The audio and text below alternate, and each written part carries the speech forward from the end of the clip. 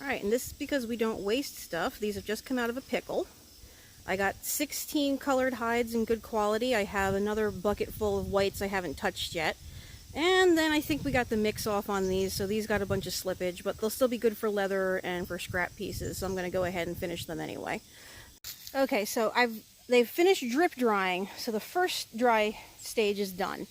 And I just took these all down from the line, and I have them laid out on flat surfaces all over, and a couple in a cabinet and a couple on the other side.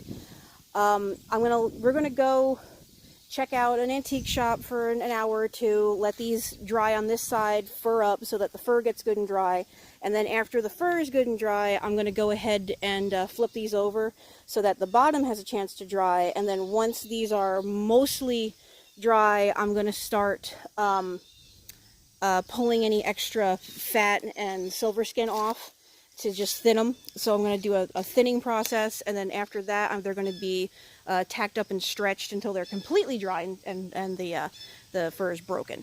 So that's the next steps to this that's going to happen. But right now these are going to sit for a bit, hopefully, and when the fur part is no longer wet, or at least mostly completely dried out, aired out as much as possible. I did spritz these real quick with a vanilla and mint mist just to try to keep the flies off them a bit more.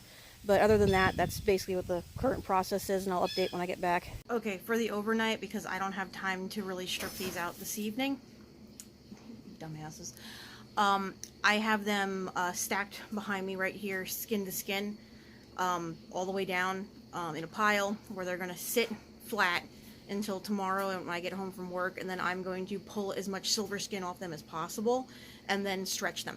So that's tomorrow's job, is going to be stretching the hides after they've been fleshed, or gotten more flesh off anyway.